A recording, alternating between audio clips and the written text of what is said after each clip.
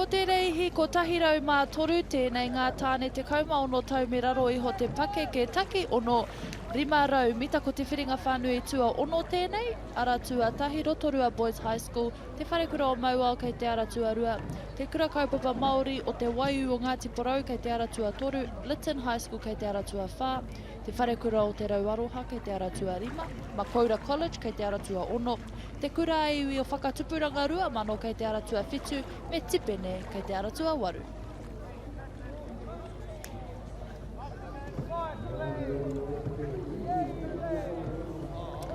Kua rewa te haki mā, e whakatata ana ngā rōpū ki te rārangi ki te false start line, koena te rārangi o ngā haki, ko te rārangi te watanga ko the little boys up the front. Kua rewa te haki whiro. As we can see, we have some crosswind on the water now, not as flat as it was this morning. Kua rewa hoki te haki pango. Back it up. Kua rewa te haki kākāriki. Possibly Makoura College, just out first. Ai, taku mōhio ko te ara tua ono tērā. I puta tuatahi, Rotorua Boys High School here in lane 1.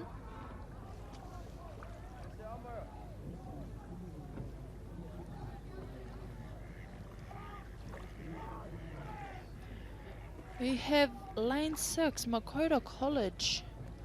Salem, Okewa, Khalil, Joseph, Jeremiah me Eli kei taua kapa. That's the dream team e te whānau, Makoura College. Ara tuatahi Rotorua Boys High School, tūturu te ngō tō rātou kapa.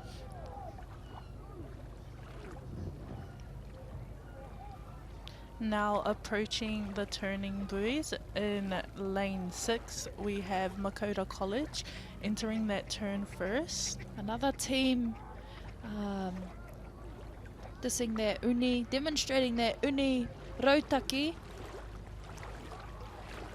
Becoming a lot more common, the uni technique.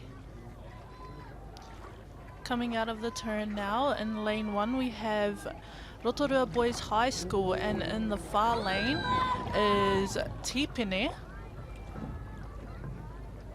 Tipene, taku mōhio he kura hau tērā. Ara tua waru Tipene, we have Weremu, tō Mairangi, Noa, Khan, Hiona me Bray kei taua kapa. Kanui te mihi kia koutou.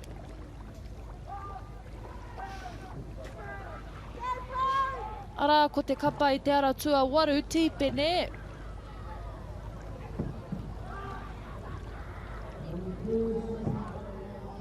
Ara tua ono, making it look easy.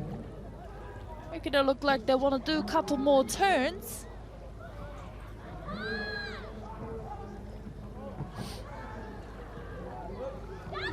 Here we go, coming in for their finish. Ara tua ono. Makoura College ka tuatahi mai. Tuarua ko te ara tua waru. Tipene.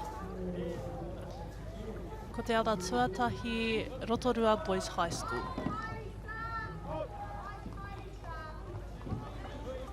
Anei, Makoura kia manawa nui te ngō tēnei kapa.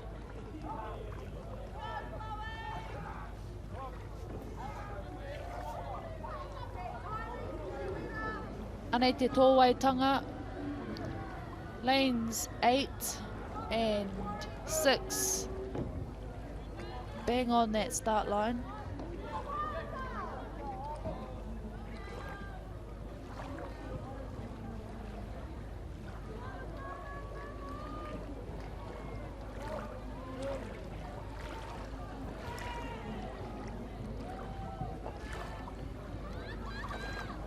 Anei te mutunga e te iwi.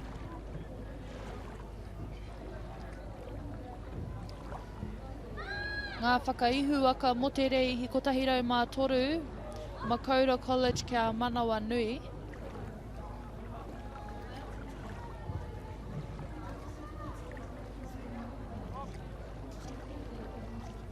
Ana i ngā whakaputanga mō te reihi ko tahirau mā toru, tuatahi ma kaura kia manawa nui, tuarua tīpene, tuarua rotorua Boys High School Tūturu.